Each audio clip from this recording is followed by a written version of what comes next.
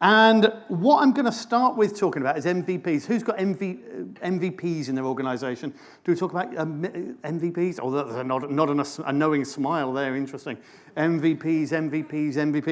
And what does MVP stand for?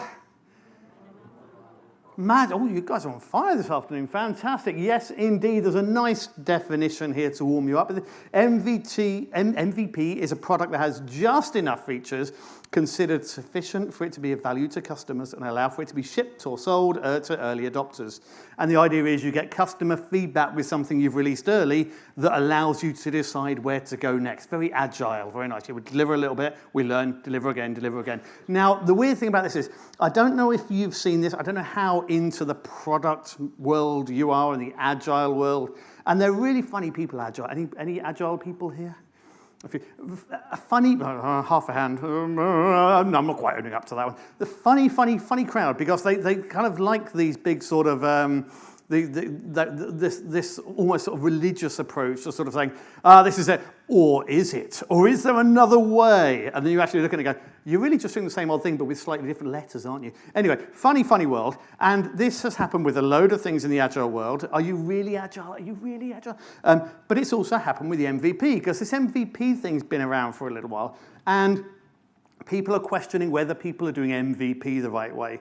And to be fair, they have a point in a few places. So Melissa Perry, in her lovely book, Escaping the Build Trap, is anyone else keeping a book list from this conference? There's been loads so far that I've had sort of going, oh, I need to buy. Okay, anyway, Melissa said the most important piece of the MVP is the learning, which is why my definition has always been the minimum amount of effort to learn.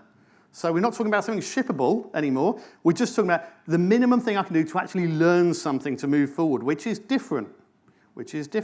And it's interesting. I think some of this kind of pushback on the original MVP term is because people have been a bit fast and loose and a bit naughty about it. How many times have you got projects in your organizations that are very clearly a waterfall project that has kind of run out of time? So what they've decided they're doing, what we're doing, we're just delivering an MVP. No, you're not. You've run out of time and cut a load of quality and scope out. Let's call it what it is. Yeah, you know the ones I mean, right? Yeah, had one of those? We had those? We've all had those. We've all seen those, yes.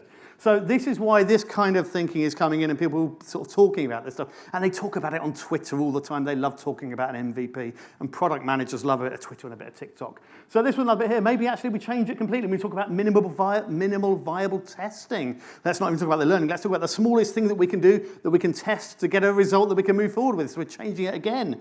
And then they're playing around here. And I quite like this one. This made me chuckle. It mainly made me chuckle because there were a lot of people that were like, what the that can't possibly be true. And yet, actually, it kind of is. 90% of minimum viable products can start as a landing page and a group chat. And that's good enough. And I quite like that, because actually, when you think about it, you can do a hell of a lot with a little bit of a chat tool and a landing page. And you just get people to emulate what the journey should be. Yes, you have to lead them a bit. Yes, you have to coach them through a conversation. But you can get that very early feedback before you've really built something. And we can do that inside companies. We don't have to build very complex PPM tools. We don't have to build very, very complex PMO processes.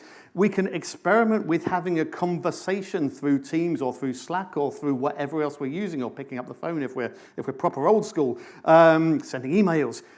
We can do that kind of stuff and just test out a process and test the feedback and test if people are interested before we go crazy and buy all the tools that we've seen outside today.